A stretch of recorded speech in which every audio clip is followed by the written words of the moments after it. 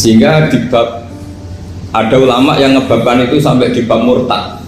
Termasuk murtad adalah orang yang dimintai mensyahadatkan non muslim kemudian disuruh ngopi dulu atau ngeteh. Karena dianggap pembiaran sekian menit masih berstatus kafir. Jadi ibaratnya gini ya, kalau kita mungkin baru bapak-bapak baru pakai celana pendek terus ada orang kecelakaan di jalan, saya tak pakai baju dulu nanti baru kamu saya selamatkan. Itu kan naif. Kalau begitu saja naif, apalagi orang yang kafir kemudian pas mau minta disyahadatkan kita bilang monggo mandi-mandi dulu, ngeteh-ngeteh dulu. Berarti ada pembiaran sekian menit, dia masih berstatus. Artinya begini, kalau dia saat itu kok dimatikan oleh Israel berarti mati dalam status kafir dan kita ikut tanggung jawab karena harusnya bisa Islam andai kan kita mensyahadatkan saat itu juga. Jadi itu bab-bab yang dianggap ekstrim dalam kutubil fikih, bab-bab fikih. Makanya dalam kitab fikih saya berkali-kali ada non muslim mau bersyahadat ke saya, itu saya bilang ke santri-santri saya, saat itu juga harus kamu ajarin meskipun pakai bahasa Indonesia. Yang penting status kafirnya apa? Cina. Baru setelah itu ada hukum sosial ya, mungkin kita nawarin teh atau kopi atau apa. Makanya di sini dibabkan bab seseorang harus tergesa-gesa atau bercepat-cepat atau ngambil sikap bergegas untuk melakukan kebaikan. Terus ayat kedua yang dipakai Sayyiduddin bin Abi Salam itu begini. Ketika Allah mensifati orang munafik, status orang munafik itu apa? Wa idza qamu ila sholati qamu kusala. Mereka kalau dipanggil untuk sholat, ya berangkat tapi itu salah cara malas-malasan. Sehingga untuk menunjukkan kita loyal sama Allah itu ya paling tidak ada sikap di atas rata-rata ya. Makanya ada sa'i ya, lari-lari kecil, tawaf juga disunatkan ada lari-lari kecil, disebut ar-romal, romal itu lari-lari kecil untuk menunjukkan bahwa kita loyal sama Allah itu tidak sak kobre cara Jawa. Nah itu dibabkan sendiri. Jadi beda antara tergesa-gesa sama ekspresi serius. Jadi musyawarah itu ya kira-kira kan nggak mungkin lah kita dipanggil rektor atau kiai atau orang tua kita terus jalan leha-leha itu kan enggak. Nah contoh yang diambil di sini begini.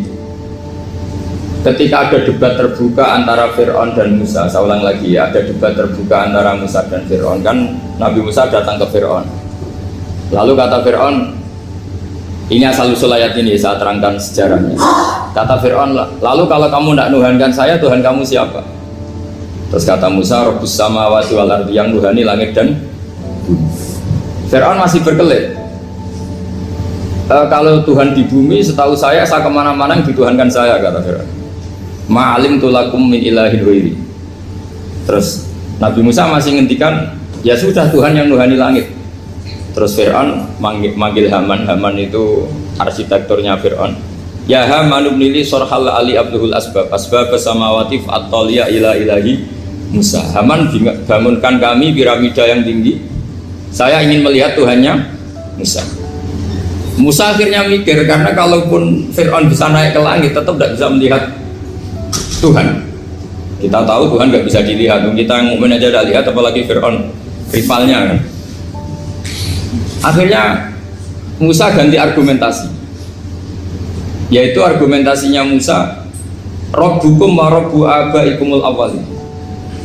Ini perlu diingat dan perlu saya sampaikan. Yang nuhani kamu dan yang menuhani leluhur kamu. Itu sangat memukul Fir'aun. Karena logikanya kalau Fir'aun itu Tuhan berarti babanya dulu tanpa Tuhan. Ini ada Tuhan terlambat. Jadi kalau Fir'aun Tuhan berarti bahnya tanpa Tuhan, karena zaman era mbahnya belum ada Tuhan. Karena perdebatan itu banyak punggawa Fir'aun yang mukmin. Wah ini Fir'aun nggak bener ini. Kalau dia Tuhan berarti babanya tanpa Tuhan. Karena kalau iman itu akan diadili, akan dieksekusi, maka orang ini berstatus rojulum mukminum min ali fir'auna yaktum imanah. Maka di Quran diterangkan wa qala rojulum mukminum min ali fir'auna yaktumu imanah. Ada seseorang yang iman tapi menyembunyikan iman. Lah orang ini selalu ikut rapat di rapat-rapat penting Fir'aun, termasuk rapat ketika Fir'aun dan para tentaranya memutuskan membunuh Musa. Karena dia ikut rapat dan eksekutornya besok disuruh nangkap Musa, orang ini malam itu juga nemuin Musa terus bilang innal mal ayat tamiru nabikal dulu kamu Musa, rapat tadi malam memutuskan kamu besok dibunuh, maka kamu harus bergegas meninggalkan Mesir. Nah, dari kesimpulan itu, dari cerita itu kemudian diambil secara hukum fikih bahwa untuk menyelamatkan darah harus sah, harus bergegas.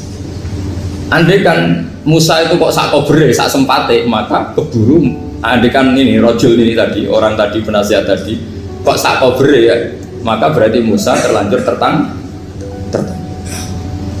Jadi itu pentingnya ulama ya. Jadi cerita yang linear, cerita yang seakan-akan cerita di tangan ulama tetap menjadi al-ahkam al-fiqhiyah, menjadi ketentuan-ketentuan apa? Fikih. Jadi yang diambil di sini adalah lelaki tadi yang ikut rapat tadi bergegas menemui Musa, memberitahu kalau kamu besok mau dieksekusi, fakhrus, maka kamu harus secepatnya keluar dari Mesir untuk menyelamatkan diri. Terus oleh Saizuddin bin Abi Salam dibabkan bab harus tergesa-gesa menyelamatkan darahnya orang apa? Islam.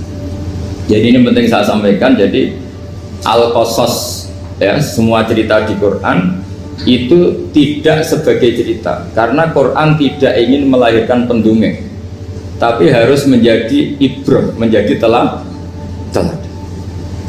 Jadi makanya terus di kitab-kitab ulumul Quran diterangkan al-qasas ya, beberapa cerita di Quran adalah semuanya menjadi ketentuan fikih.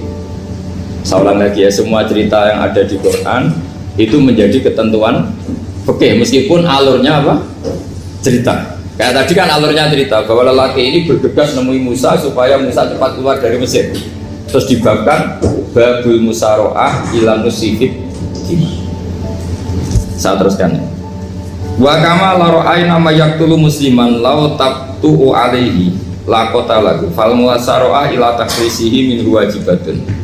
Idlaisal unatu mahmudatan fi kulli syai'in falaha mawaqinu tuhmadu fiha wa mawatin utudammu fiha wa kadzalika al-musara'ah wal lain wal zulta wa ghairuhuma. Terus cara berpikir ulama, saya pernah baca dalam satu sejarah ulama besar namanya Sufyan Ats-Tsauri. Sufyan Ats-Tsauri itu menjadi wali itu gara-gara kalau sholat di masjid itu beliau datang sebelum adzan. Saya ulang lagi, beliau datang sebelum adzan. Ditanya, kenapa kalau kamu datang sebelum adzan? Saya ini nggak ingin jadi hamba yang buruk. Hamba yang buruk atau pembantu yang buruk adalah setempe nunggu dipanggil. Misalnya kita tahu majikan kita pasti manggil jam 7, kemudian jam 7 itu Anda masih ngopi, masih tata-tata, itu kan tidak menghormati majikan. Harusnya kamu setempe di jam yang saat itu pasti majikan Anda memanggil. Kata beliau, saya tidak ingin seperti pembantu yang buruk, datang nunggu apa?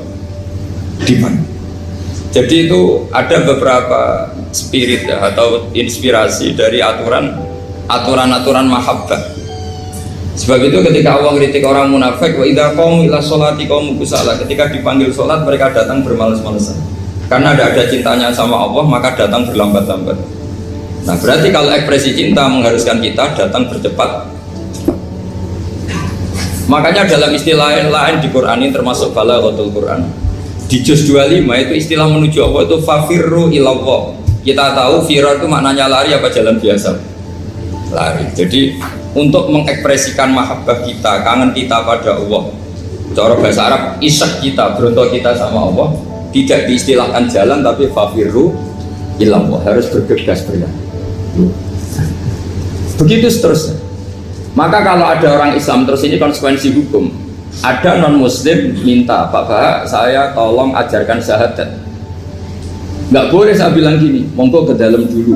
Padahal perjalanan ke rumah saya misalnya setengah jam, nggak boleh. Saat itu meskipun sambil berdiri-diri harus kita tauhidkan. Kamu yakin ya Allah itu satu Tuhan Allah? Harus. Karena kalau ada perjalanan ke rumah 5 menit terus dia kecelakaan, belum syahadat, statusnya mati apa? Kafir. Dan kita ikut terlibat karena sebetulnya bisa mengislamkan saat itu juga. Analoginya kayak tadi loh, orang kecelakaan di jalan karena kita pakai celana pendek, contoh Syria dia tak pakai baju dulu, habis itu dilides truk. Itu kan kita ikut salah karena kita yang punya kesempatan, tentu yang disalahkan yang punya kesempatan. Karena merubah status dari potensi ke leaders truck menjadi sama sekali nggak potensi ke leaders truck dengan kita inggirkan, meskipun kita dalam keadaan tidak ideal. Sama, orang kafir yang mau masuk Islam itu umumnya kiai-kiai kan kadang sebagian disuruh mandi dulu, itu salah sebenarnya. Itu salah sekali, sangat salah. Apalagi nunggu seremonial di masjid, nunggal tokoh-tokoh itu bujutnya salah. Itu gak cuma salah bujutnya salah, jadi salah yang akut. Itu salah besar. Kalau seremonial monggo, tapi kalau mengislamkannya harus saat itu. Apalagi seremonial seminggu lagi nunggu tokoh terkenal, nunggu disyuting dulu, wah itu perilaku so, itu bukan mengislamkan itu. Makanya kita yang sebagai peneliti fikih itu kadang itu enggak serg. Masa mau Islam nunggu di masjid dulu, disyuting dan tokoh-tokoh, itu salah. Itu sama dia kamu lihat orang kecelakaan mau menyelamatkan, ini ada wartawan enggak ya? Minta disyuting dulu sedang mati ini. Jadi kita normal saja dalam Islam, sesuatu yang mendesak, yang emergensi ya perlakuannya harus cepat. Sehingga dibabkan faslun fil musarohah ila nusifid fitima. Jadi ada beberapa contoh di Quran memang aturannya seperti itu. Makanya semua redaksi Quran tentang menuju Allah diredaksi fafirru ilah. Makanya di tawaf ada ekspresi romal, jalan agak cepat. Di sa'i juga ada momen-momen kita harus romal, berjalan cepat. Di beberapa aturan juga seperti itu. Ya saya ulang lagi, di beberapa aturan Islam juga seperti itu. Nah sekarang efek di hukum haji. Saya banyak baca literatur haji. Haji dalam aturan Islam itu wujuban tarofian, wajib yang tidak langsung mendesak. Kemudian semenjak ada fakta kita harus nunggu, daftar tunggu, itu kita sebagai ahli fikih itu gampang. Misalnya gini, saya umur 20 punya uang, sekarang berapa daftar? 25 juta ya. Saya umur 20 punya uang 25 juta. Saya jomblo misalnya, ya butuh nikah, ya butuh macam-macam. Itu wajib daftar haji apa enggak? Karena kalaupun daftar nunggu 20 tahun. Nah sekarang kalau ada orang umur 50 tahun punya uang 25 juta, menurut Anda wajib daftar saat itu apa enggak? Wong daftar saja bisa game gitu. Dan kalau misalnya umur 50 ditambah 25 kan 75. Itu kalau orang sumpah sudah tetap mati itu kira-kira gitu. Maka itu menjadi pertanyaan, apakah fikih ini kita rubah? Karena dulu kan orang itu longgar semua. Karena haji zaman Nabi pun tidak langsung dilakukan saat pertama diwajibkannya haji. Jadi Nabi punya sisi unik. Pertama ada tahun diwajibkannya haji, Nabi tidak langsung haji. Sebab itu ulama berkesimpulan kalau wajibnya haji tidak langsung. Maka fikih itu memang unik. Sholat juga gitu. Ada istilah begini dalam sholat. Watajibu sholat ala kulli muslimin wujuban muwassa'an. Di semua kitab fikih takbirnya seperti itu redaksinya. Wajib sholat dilakukan orang Islam wujuban muwassa'an, wajib yang ada longgarnya. Sehingga ketika zuhur jam 12 WIB kita dengar azan, boleh sholat setengah 1, jam 1, setengah 2, jam 2. Karena memang wujuban muwassa'an, memang ada batas akhir waktu misalnya sampai setengah 3. Nah problemnya begini, misalnya setengah 1 Anda pasti dipanggil majikan kamu yang diharuskan melakukan satu aktivitas, misalnya Anda pilot, yang nggak mungkin sholat lagi di kokpit. Apakah status wujuban muwassa'an, wajib yang longgar menjadi hilang karena setelah itu tidak ada kesempatan lagi sholat? Apa tetap kita sebagai ahli Islam yang agak balelo tapi alim, misalnya ya sudah tetap jadi pilot, nanti kan ada aturannya sendiri, ada rukhsahnya sendiri, ada kemurahan sendiri, kita sudah jadi pilot. Misalnya sholat tanpa harus menghadap kiblat, sholat yang tetap di perjalanan. Kira-kira Anda kalau jadi ahli fikih milih mana? Milih harus sholat di depan, apa tetap memberi kelonggaran? Gak apa-apa sholat sambil apa? Nyuper ya, sambil pilotin apa pesawat. Anda milih mana? Karena kalau konstitusi ilmu itu memang harus ada, dengan tanda kutip ya, memang harus ada nakalnya. Kalau nggak nakal malah gak sah. Memang unik ilmu itu. Karena ilmu itu kalau dipaksakan lurus terus, itu nanti malah bengkok karena menghilangkan rukhsahnya Allah, kemurahan Allah. Tapi kalau dipaksakan rukhsah terus, murah terus, nanti dianggap menyepelekan hukumnya Allah. Maka kita yang ahli fikih itu pusing. Misalnya saya sering ditanya, Gus ini supir bis, Kan musafir terus, berarti saya boleh tidak puasa terus pada Ramadan. Coba kalau ada jadi ahli fikih mesti bingung. Mau boleh, ya boleh terus supaya orang nggak peduli sama Ramadan. Mau mengatakan wajib puasa, kayak nggak peduli dengan kemurahan Allah yang membolehkan musafir tidak puasa. Coba loh, Anda jangan jadi ekstremis yang misalnya bantah tok, protes tok, ini kan. Jadi memang mengkaji ilmu itu. Ya makanya dengan tanda kutip itu harus ada nakal, tapi nakal yang baik bukan nakal. Nakal itu kalau bahasa Jawa itu kan tidak harus dosa. Seperti anak kecil, menek-menek itu, tuh bocah kok nakal, padahal anak kecil menek itu haram enggak? Enggak kan? Malah orang tuanya yang bentak itu yang haram. Yang nakal betul ya ibunya yang bentak cerewet itu, karena ibunya orang yang sudah mukallaf, sudah tua, salah langkah yaitu bentak. Kalau anaknya naik meja itu ya sebetulnya bahasanya tidak nakal, lucu. Oh jebule pinter conggo iso munggah meja, harusnya diapresiasi. Tapi rata-rata ibu semua akal mencang gelas. Coba malah boe malah mecano tabungan. Bapaknya marah tukang nguras tabungan. Sebetulnya senakal-nakalnya anak kecil itu nakal orang tuanya, itu pasti. Karena ini sudah kena khitab, sementara anak-anak belum kena. Saya pernah punya tamu, karena di tradisi Kiai itu sering punya tamu. Bapak ibunya itu kultus sama Kiai, bentak anaknya disuruh salim sama saya. Anak kecil kan nggak mau jalan-jalan terus, marah. Tak marah orang tuanya tak marahin. Yang dosa itu kamu bentak anaknya. Kalau anak kecil itu kena diskon rufi al-qalamu an salasin. Di antara aturan Islam apa? Tidak ada keharusan bagi 3 orang. 1 anak kecil sampai balik, 2 orang tidur sampai bangun, 3 orang gila. Artinya anak kamu itu tidak kena khitab untuk sopan sama saya. Kamu yang kena khitab baru sopan sama anak-anak. Nah ini ada Jawa itu kadang keliru. Jadi orang tua itu marah-marah memaksakan anaknya sopan. Padahal Allah memberi diskon anak kecil itu belum wajib sopan. Gak apa-apa ada tamu naik-naik asal masih anak kecil. Makanya Rasulullah ketika beliau sholat sujud itu Hasan Husain itu naik. Cara Jawa Nabi itu 3 tumpahan. Semua riwayat mengatakan Nabi itu diam saja, gak berani ngangkat. Sampai sahabat itu ada yang ngomong, ini Nabi sujud lama sekali ada apa? Jadi kita punya riwayat itu ya baru kayak sahabat yang agak nakal. Semuanya itu sujud, tapi bareng di atas rata-rata ada sahabat yang belakang ngomong, ada apa tuh ini sujudnya kok lama? Barokahnya itu ditemukan riwayat, oh ono putune. Karena Hasan itu naik di atas punggungnya apa? Nabi itu andai kan tidak ada yang ngomong, riwayat ini tidak ditemukan. Barokahnya ada yang ngomong itu mungkin nih. Kalau sekarang mungkin semua masjid melongok karena orang sekarang jarang yang khusyuk. Kalau dulu hanya 1 yang di belakang. Setelah itu Nabi memberi penjelasan, saya tadi sebetulnya harus mengakhiri sujud saya sesuai aturan umum, tapi ada cucu saya tak biarkan sampai dia puas naik punggung saya, sehingga dia turun baru saya naik. Filosofinya apa? Begini, anak kecil 1 udah kena khitab, 2 jangan sampai sholat itu jadi problem. Kalau Nabi nyentak Hasan, membentak putu wono bae sholat kok diganggu, maka sholat menjadi trauma. Gara-gara sholat bahasa bentak saya, lama-lama anak ini trauma dengan sholat karena dianggap problem. Makanya saya termasuk kiai nggak berpendapat anak kecil nggak boleh di masjid. Sering kan anak kecil di masjid ayo khutbah rame, saya termasuk setuju tetap boleh.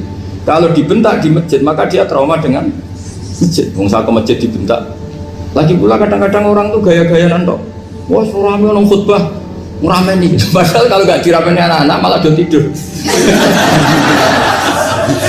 Kita kan tidak bisa menjamin kalau perilaku kita lebih baik gitu. Mendingan kan anak-anak main di masjid timbang di karaoke kan. Jadi kan, lah ini maksudnya saya, ini fikih ya. Fikih itu wilayahnya, makanya jadi ahli fikih itu susah-susah gampang.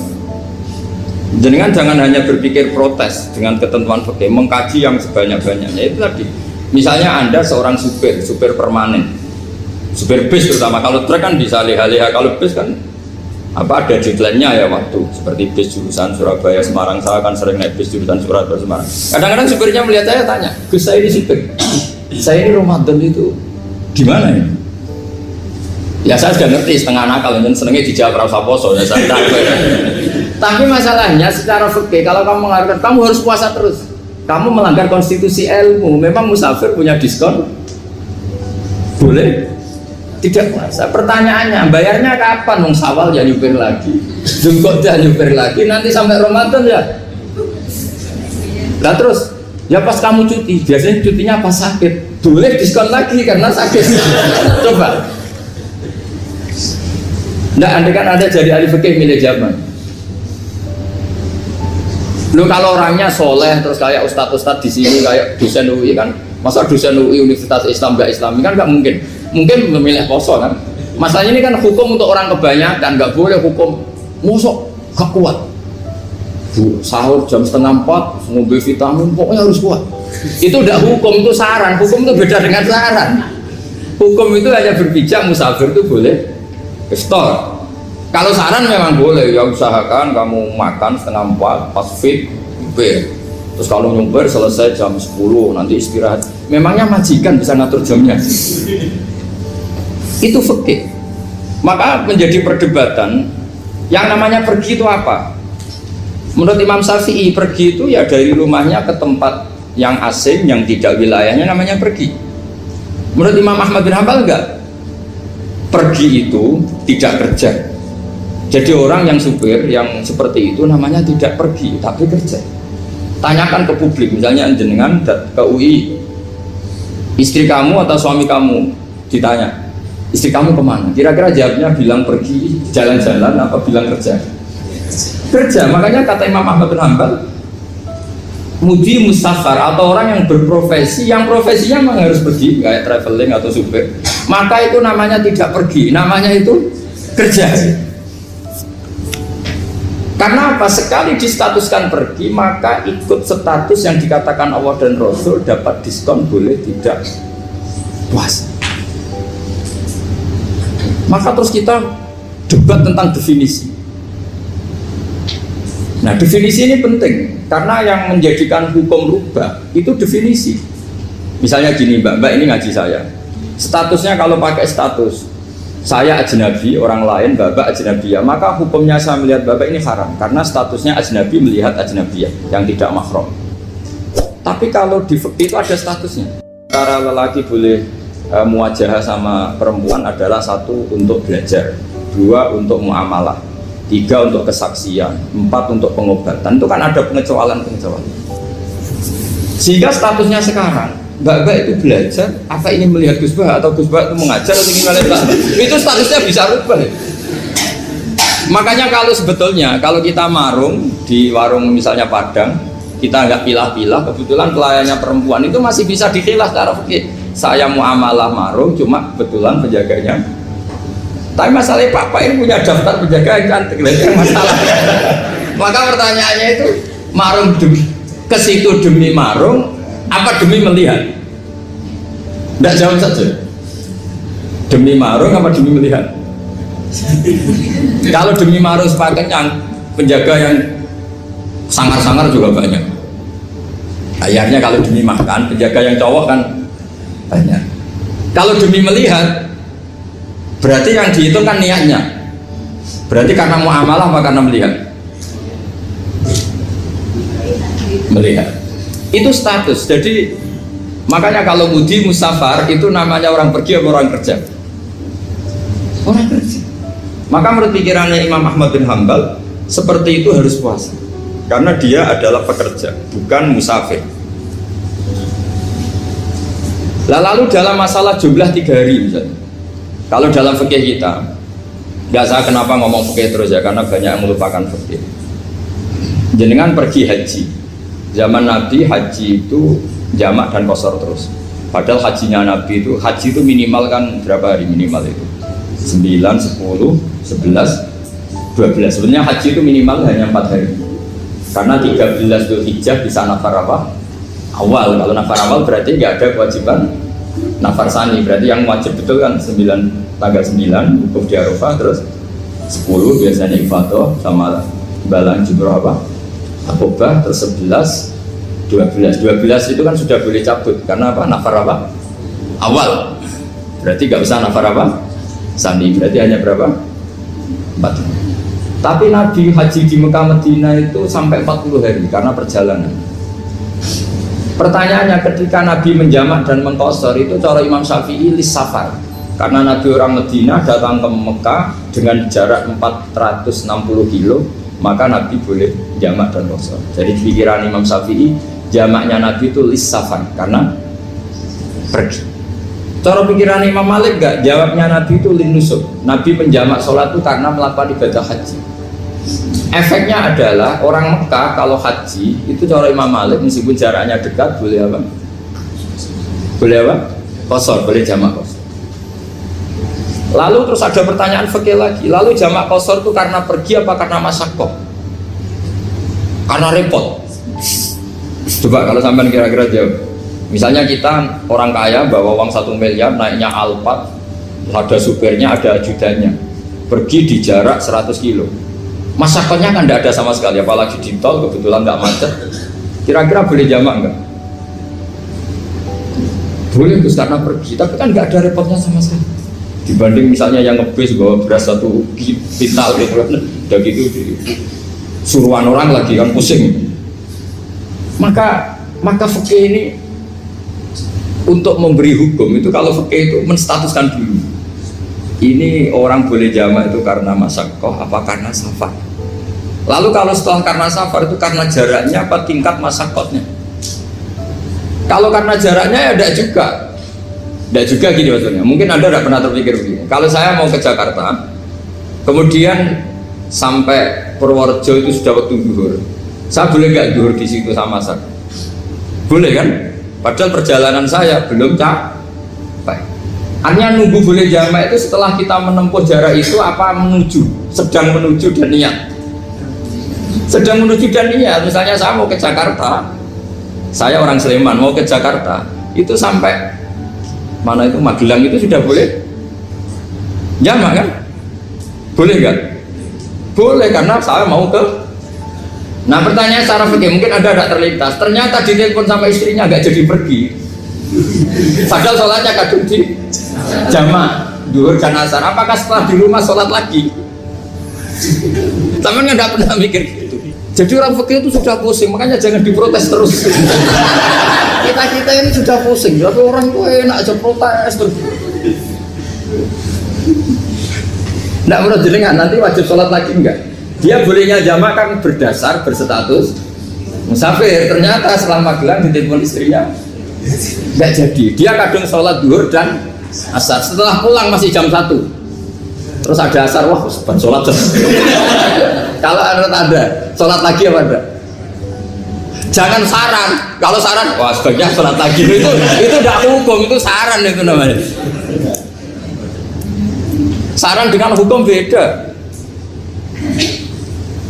Sholat lagi pada. Ketika ada jaga itu berdasar malas atau berdasar hukum? Apa? Nah kalau Anda sholat lagi, pertanyaannya gini, Allah itu tidak punya tradisi mewajibkan 2 kali. Pertanyaan fikihnya mesti gitu. Dan saat Anda di Magelang menjamak itu melakukan sesuatu yang disahkan oleh agama. Berarti pas Anda jamak zuhur asar, sesuatu pas melakukan itu kan berstatus sah dan boleh. Meskipun setelah itu ada masalah, istri kamu nelpon terus pulang. Tapi pas itu kan sudah dinyatakan oleh malaikat sah, Anda sudah zuhur dan asar. Kalau melihat itu tidak wajib mengulang. Tapi bisa saja malaikat ada yang usil. Itu sah karena Anda berstatus musafir. Berhubung status Anda hilang, maka poin Anda sudah sholat juga hilang. Kamu milih fikih yang mana? Jadi peneliti fikih itu beda dengan orang-orang yang dengarin protes. Beda karena nengkuni itu beda karena ada konsekuensinya. Makanya fikih itu sampai saya punya kitab fikih itu dikarang 1 orang itu jumlahnya 20 jilid, per jilid itu segini. Jadi 1 meja ini dikarang 1 orang. Itu mulai yang presisi, yang detail sampai yang khayal. Yang khayal juga ada. Yang khayal itu tadi beliau banyak menghayalkan diri. Suatu saat Anda datang ke Mekah itu hanya butuh waktu 20 menit. Zaman itu belum ada pesawat. Lalu boleh gak jamak? Boleh gak nakal? Nakal itu begini.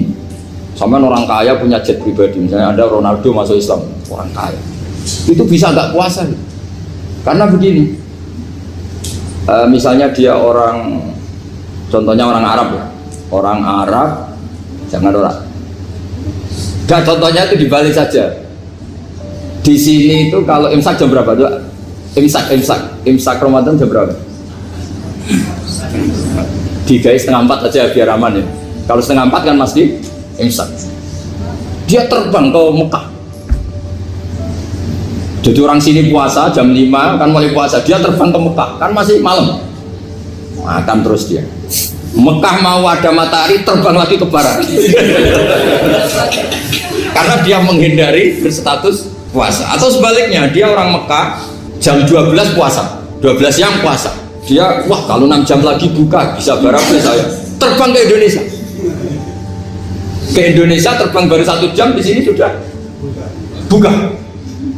Itu khayal. Jadi itu ada khayalnya. Itu lama dulu sebelum ada pesawat sudah mengkhayal gitu. Bolehkah orang yang di Masyrik ke Maghrib demi itu? Kalau Anda jadi Raja Salman jam 1 kok sudah nggak kuat apa? Puasa, itu diberi saran terbang ke Indonesia. Itu kalau pakai jet kan nggak sampai 9 jam, 1 jam ke Jakarta. Sudah ada wow akbar. Bukan. Boleh enggak? Lo mau kamu enggak bilang, oh enggak boleh. Lo di Jakarta sudah Ghurubu Syamsi. Masa sudah matahari terbenam orangnya enggak boleh? Bukan. Lah ya. Apa? Kalau resikonya gini, sampean mungkin nggak mikir, resikonya gini, kalau dia berstatus musafir, bolehnya buka karena musafir, pertanyaannya dia wajib bayar. Kan musafir bolehnya kodok nanti harus bayar, tapi kalau dia buka normal kan bayar, beda, efek-efeknya beda. Sama jangan protes, Gus Baik gimana, mau ngaji mana tidak senang. Ini kan ngajinya para dosen, para pegawai, jadi harusnya itu jadi mufti, ngaji untuk jadi mufti, bukan ngaji untuk mendengarkan. Jadi makanya saya mohon jangan sering protes sama ulama itu sudah pusing. Karena efek-efek hukum itu tidak gampang. Kayak tadi misalnya, kalau dia boleh buka atas nama musafir, resikonya wajib bayar. Masalahnya Raja Salman ini mau enggak ya? Dia inginnya. Maka pertanyaannya itu kitab yang milik saya tadi yang 20 jilid tadi. Ulama itu mulai dulu sudah membayangkan bagaimana kalau suatu saat ada satu kendaraan. Kenapa ulama bisa bayangkan itu? Karena ada buruk. Meskipun mereka nggak numpak buruk, hanya Rasulullah, tapi kan bisa bayangkan ada toyul waktu. Waktu itu bisa dilipat. Karena ulama dulu ahli astronomi, jadi bumi itu bulatnya gini, muternya gini.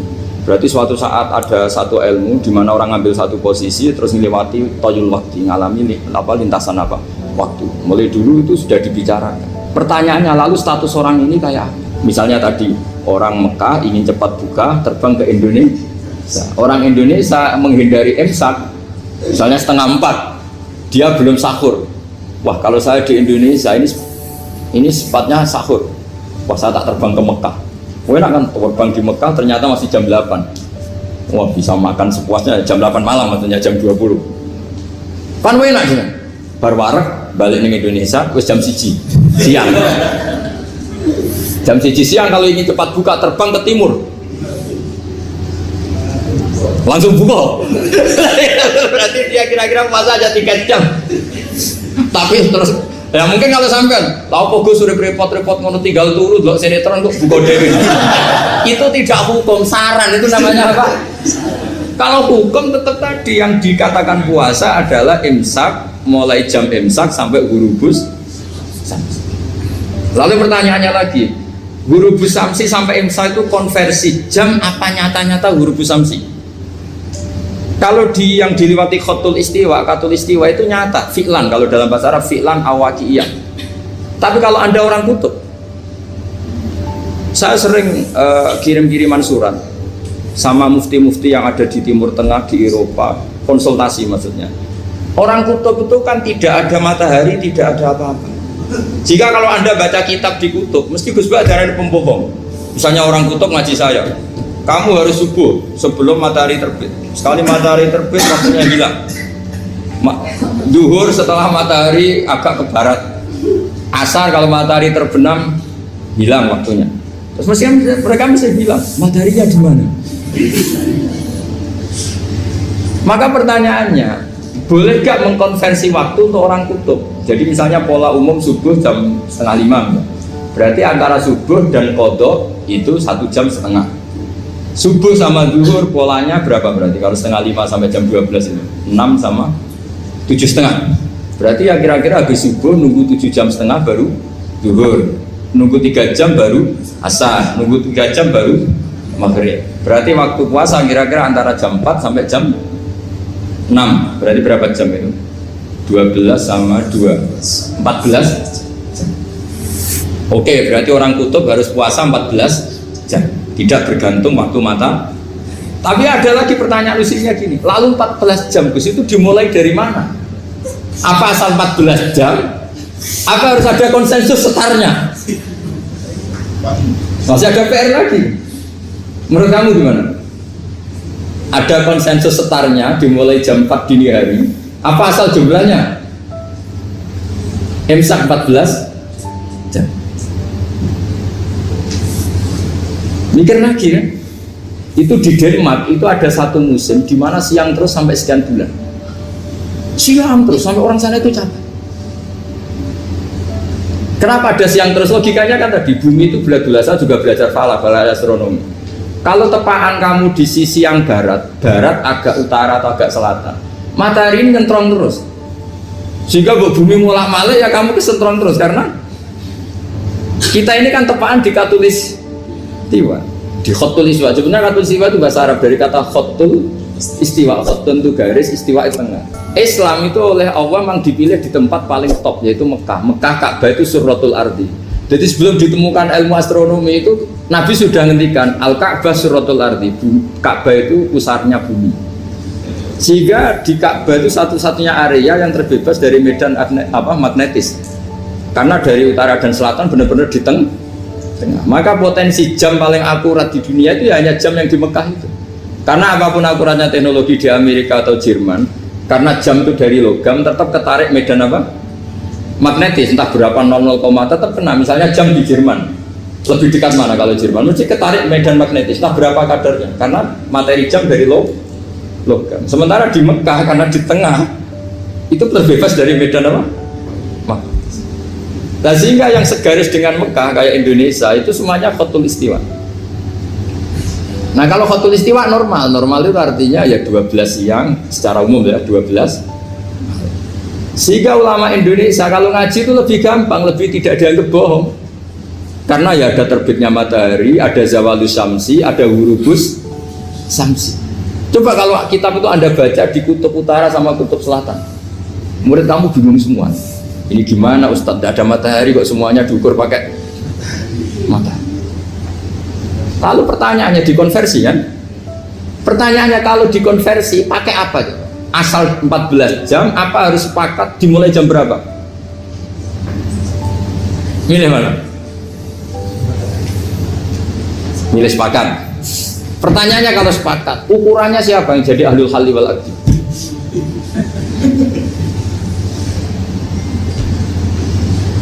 Jadi orang fikih itu sudah bingung, makanya saya mohon jangan sering diprotes.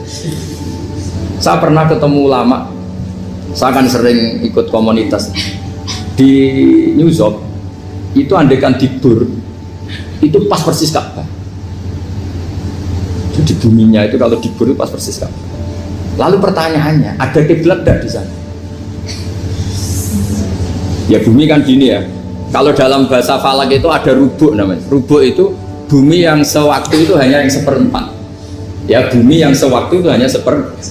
Jadi kita sekarang siang, berarti yang baru siang hanya seperempat bumi. Nanti yang malam ya hanya seperempat bumi. Ya, misalnya sekarang kita di sini siang, di Arab Saudi kan belum, ini masih 5:30. Ini sekarang di Arab Saudi baru setengah.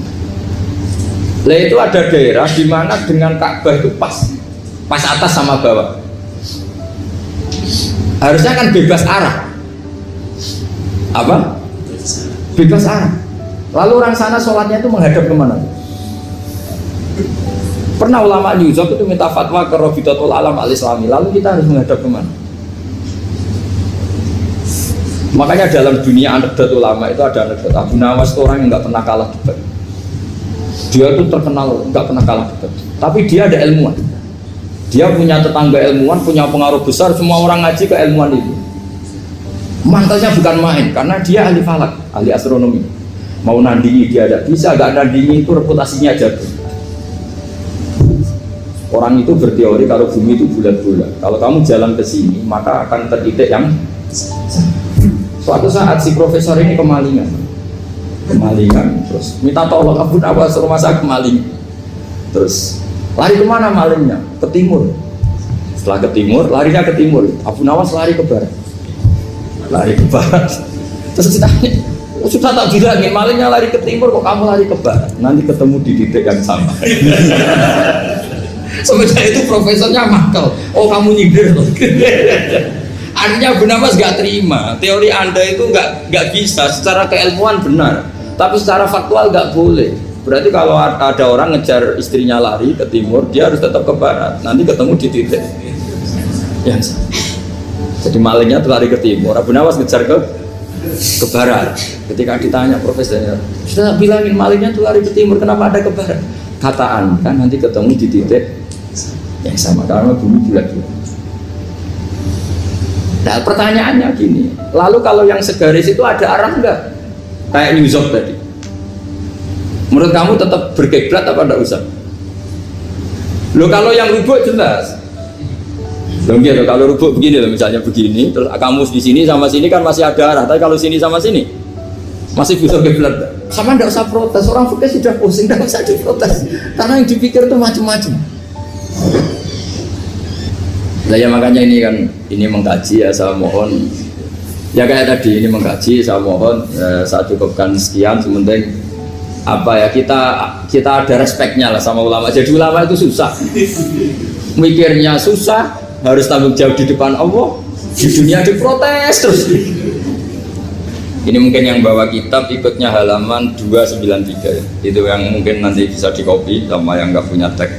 Yang nggak punya tag mengkopi sama yang punya. Di sini diantaranya itu ada bab faslun fi dzikri rajul manaqiba nafsi. Bab seseorang boleh menyebut kelebihannya sendiri, asal niatnya tidak riya. Di sini dicontohkan tadi Bapak siapa namanya? Samsul. Pak Samsul ya. Di sini diceritakan ketika mau masa paceklik, saya ulang lagi masa paceklik, itu Nabi Yusuf karena merasa amanah dan merasa punya kemampuan mengelola ketahanan pangan, beliau bilang ke rajanya, qala ja'alni ala khazainil ardi inni hafizun alim. Raja, jadikan kami pengatur ketahanan pangan karena ini hafizun alimnya dan saya terpercaya. Hanya Nabi Yusuf seorang nabi tentu panutan, beliau menonjolkan kemampuannya itu boleh asal untuk kemaslahatan. Misalnya ada orang Islam sakit atau kiai sakit, dengan dokter bilang saja saya dokter, biar saya yang tangani. Itu boleh karena motivasi Anda dalam menyelamatkan Pak Kiai tadi atau orang yang sakit, bukan motivasi Anda adalah hadun nafsi, sebenarnya kalau dalam bahasa keinginan apa? Pribadi. Jadi itu boleh. Jadi ini di beberapa contohkan, ya ayuhanna su'olimna mantiqat thairi wa utina min kulli syai'. Nabi Sulaiman itu bilang gini, wahai para manusia, saya ini bisa bahasa burung apa saja dan saya bisa melakukan apa saja, wa utina min kulli syai'. Nabi Sulaiman ngendikan begitu karena ingin menunjukkan betapa sayangnya Allah ke saya, sampai saking sayangnya Allah saya bisa menguasai bahasa burung, bahasa binatang.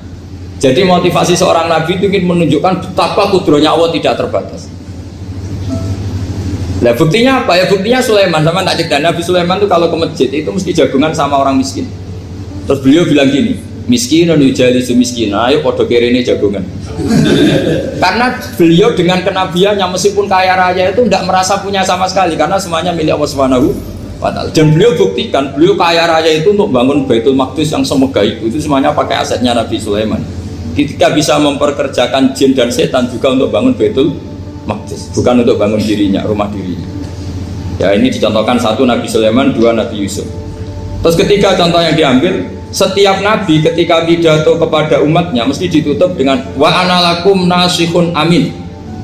Saya ini adalah penasehat yang terpercaya. Jadi ajaran saya bukan ingin menyengsarakan kamu, tapi wa analakum nasihun amin. Saya adalah penasihat yang baik. Artinya akan menonjolkan diri. Jadi boleh asal itu untuk kemaslahat.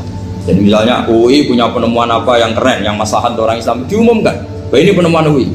Tapi tujuan Anda supaya mengangkat harkat martabat UI.